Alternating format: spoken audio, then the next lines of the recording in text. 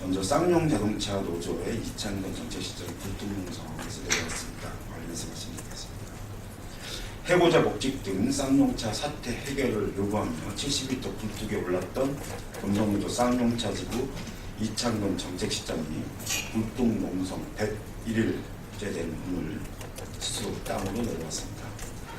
사측과 교섭이 진행 중인 상황에서 자신의 불뚝농성이 자칫 걸림돌이 되지 않을까 하는 우려에 내려올 생각을 했다는 이창근 실장에 관해서 쌍용차 사태 해결에 대한 그의 절절한 마음을 느낄 수 있습니다.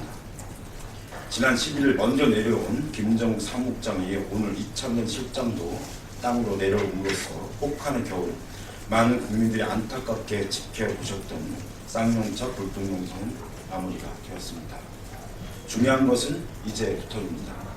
쌍용차 사태로 세상을 떠난 26명의 노동자와 함께 많은 국민들이 쌍용차 노사 교섭을 지켜보고 있습니다. 내일 주총을 앞둔 상황에서 노사 간 교섭의 전향적 결과를 기대합니다. 이제 더 시간을 늦출 수 없습니다. 이것이 참겨울을 이겨내고 자발적으로 굴뚝에서 내려온 두 노동자의 결단을 의미 있게 만드는 유일한 길입니다. 이번이 마지막이라는 기회로 쌍용차 노사가 더 그 어느 때보다 교섭에 최선을 다해주길 국민과 함께 당부드립니다. 이번 교섭으로 좋은 결과를 낼 수 있다면 그간 고통받은 쌍차 해고 노동자의 상처를 치유하는 계기이자 쌍용 자동차가 우리 국민들로부터 한층 더 신뢰받는 기업이 되는 계기가 될 것입니다. 아울러 먼저 내려온 김정욱 사무국장에 대해 경찰이 무리하게 구속영장을 청구했다 기각된 바가 있습니다. 경찰이 이창근 실장에 대해 또다시 무리한 수사로 그 같은 우려를 반복하지 않기를 강력하게 희망합니다. 사법당국은 많은 국민이 쌍용차 사태 해결을 기원하고 노사가 어렵게 마주 앉은 지금 공권력이 그에 찬물을 끼얹는 행위를 해서는 안 된다는 것을 반드시 명심하길 바랍니다. 홍준표 지사가 출장 중 적자골프와 관련된 의혹이 제기되는데 말씀드리겠습니다. 돈이 없다고 도민들한테서 병원을 뺏고 우리 아이들한테서 밥그릇을 뺏은 홍준표 지사가 국민의 세금으로 간 미국 출장 중에 최고급 골프장에서 골프를 쳤다고 합니다. 더욱이 오늘 한 보도에 따르면 이 골프 비용을 업무상 관계가 있는 현지 기업인이 전액 지불했다고 합니다. 다시 말해 홍 지사가 미국에서 호화 골프 접대를 받은 것입니다. 재정 부족을 이유로 도민의 기본적이고 보편적인 복지마저 뺏은 홍 지사가 해외에서 호화 골프 접대를 받은 파렴치함에 참담한 심정입니다. 아이들에게 학교는 밥 먹으러 가는 것이 아이들에게 학교는 밥 먹으러 가는 것이 아니라는 망언을 한 홍 지사가 아이들에게 학교는 밥 먹으러 가는 것이 아니라는 망언을 한 홍 지사에게 묻고 싶습니다. 미국 출장은 접대 골프 치러 가능한 곳입니까? 홍 지사가 호화 골프 접대를 받은 날은 지난 19일 경남도 의회가 무상급식 중단을 확정 지은 다음 날입니다. 아이들 밥 먹이는데 가난을 증명하는 이 어처구니 없는 결정에 많은 부모들이 눈물로 호소하고 국민적 공분을 사고 있는 상황에서 자신은 남을 나라 호합한 골프 잔치를 벌이는 것입니다. 부모들의 아픔을 함께하며 자중하는 것이 도지사의 도리건만 홍 지사는 이를 철저히 무시했습니다.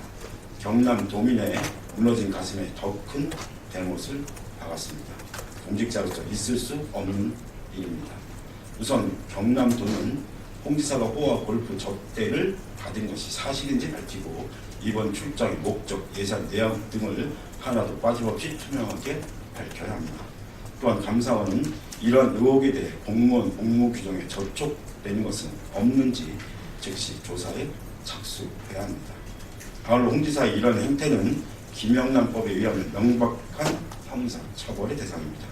아직 절차가 남아있어 법적 책임을 면할 수 있을지 모르나 도의적 책임을 피할 수 없음을 홍 지사는 명심해야 합니다.